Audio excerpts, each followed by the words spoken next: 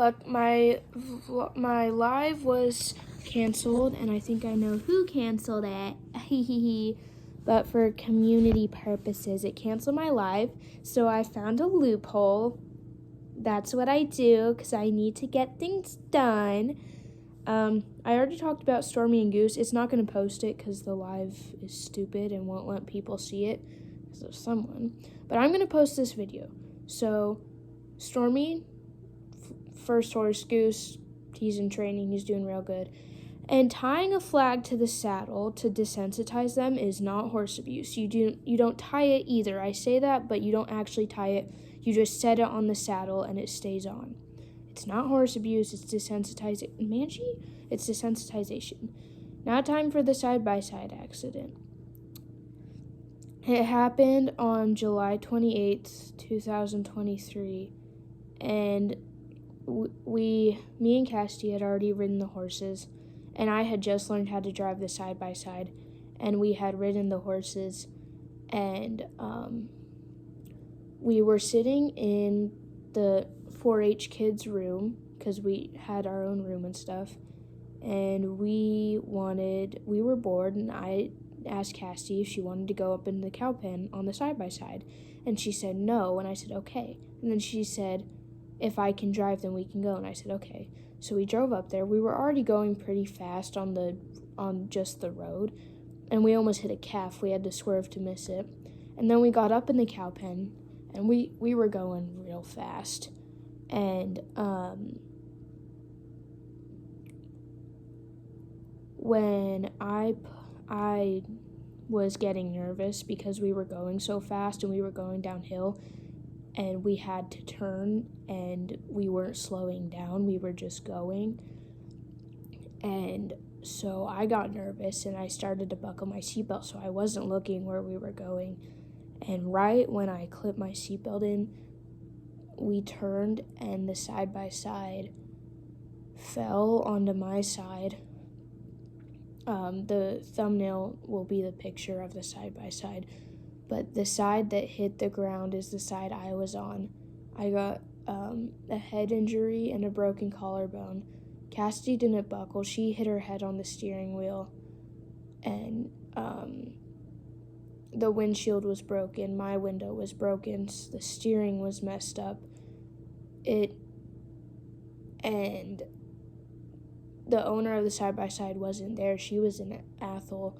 And so Cassidy called her, and she was like, we just hit the side-by-side. I don't know what to do. I was unconscious.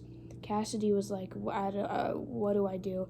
And so the owner sent down her niece, and her niece got us.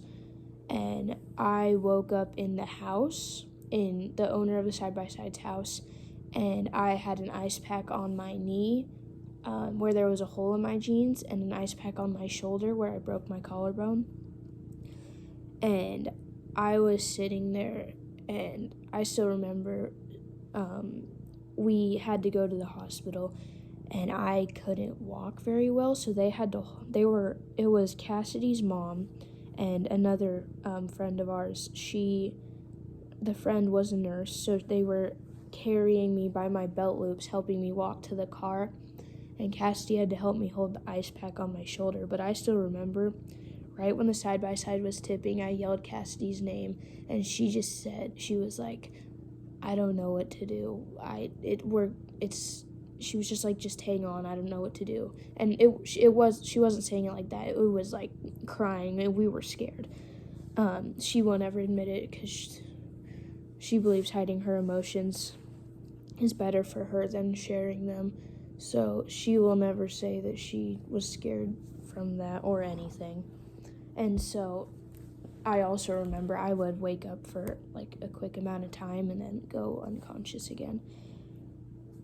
And I remember they were pulling me out of the windshield, and I couldn't move. Like my body, it felt like I was paralyzed. I couldn't move. And I looked up at Cassidy, and I said, Cassidy, is this a dream? And she was like, and she was crying. She was like, no, it's not. I'm so sorry. I wish it was a dream. And she just kept saying she's sorry over and over and over again. And it was bad. the most unfair part about that entire experience was that everyone was caring for me when they should have been caring for Cassidy. She herself will admit it, that she was more traumatized than I was.